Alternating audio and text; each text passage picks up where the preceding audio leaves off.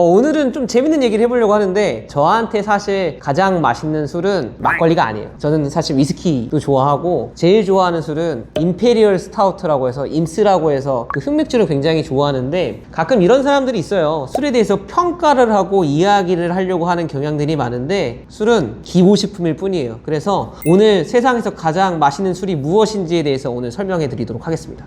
일단은 술이라는 개념을 처음 배웠을 때 그냥 마시고 즐기면 된다라는 느낌으로 배웠었거든요. 근데 알면 알수록 술의 세계라는 거는 어느 정도 등급을 따지더라고요. 저번에 우리 이야기 했었잖아요. 프리미엄 막걸리, 중저가 막걸리, 저가 막걸리 이런 이야기들 많이 했었는데 그거는 금액적인 이야기고 또 어디서는 이런 얘기를 해요. 상을 많이 받은 술이 좋은 술이다. 뭐 위스키 15년산, 20년산, 30년산 그래야 좋은 술이다 라고 이야기를 하는데 저의 개인적인 생각에는 세상에서 가장 맛있는 술은 내가 먹고 싶은 술이 가장 맛있는 술이다. 그러면 어떤 술이냐 했을 때 우리 막걸리부터 한번 이야기해 보자고요. 특히 막걸리 먹을 때 어르신들이 이런 얘기를 해요. 어떤 분들은 흔들지 말고 위에 맑은 부분만 먹자. 이걸 청주라고 한다. 이걸 먹는 게 진퉁이다, 진짜다 이런 얘기를 많이 하세요. 혹은 이건 무슨 막걸리를 위에만 먹냐, 막 흔들어서 먹어야 된다 이런 얘기를 하거든요. 근데 사실 정답은 없어요. 우리가 맑은 술이라고 하는 이 맑은 부분들은 여러 가지 이야기가 있긴 한데 고문원을 보면 모든 우리나라의 술은 한 항아리에서 다 나온다. 술을 빚고 나면 우리가 항아리에 밑에 가라앉은 부분들을 먹으면 탁주라고 불렀고요. 위에 맑은 부분을 용수라는 여과기로 걸러내면 청주, 그리고 이 두 가지를 소주꼬리로 증류를 하면 증류식 소주라고 불렀어요. 최근에 흑백루이사 2에서 소주꼬리로 해가지고 술 빚는 윤주보 하면서 이렇게 나왔던 장면이 있었거든요. 그것처럼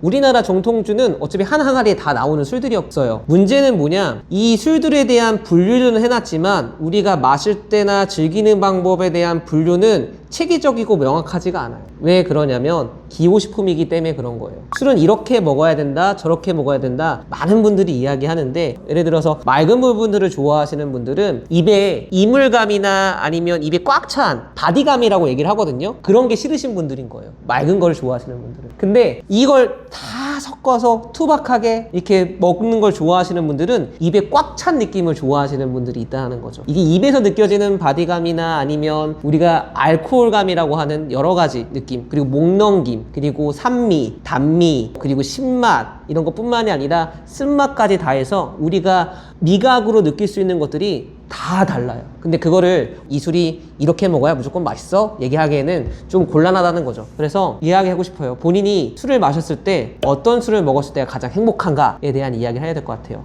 근데 이것도 명확한 답이 없는 게 때때로 달라요. 어느 날은 소주가 땡길 때가 있고 또 어느 날은 이제 막걸리가 땡길 때가 있고 또 어느 날은 또 시원하게 맥주가 땡길 때가 있잖아요. 그래서 명확하게 세상에서 가장 맛있는 술을 찾는다 그러면 어려울 것 같아요. 근데 지금 같은 시기에는 제가 겨울이다 보니까 따뜻하게 달군 청주나 약주 이런 게 좀 땡기는 시절이 있을 뿐더러 오히려 고도수의 술들이 땡길 때도 있다는 거죠. 근데 저는 원래는 되게 낮은 도수의 머터릭한 술을 좋아하거든요. 그래서 취향에 따라 달라진다고 봐요.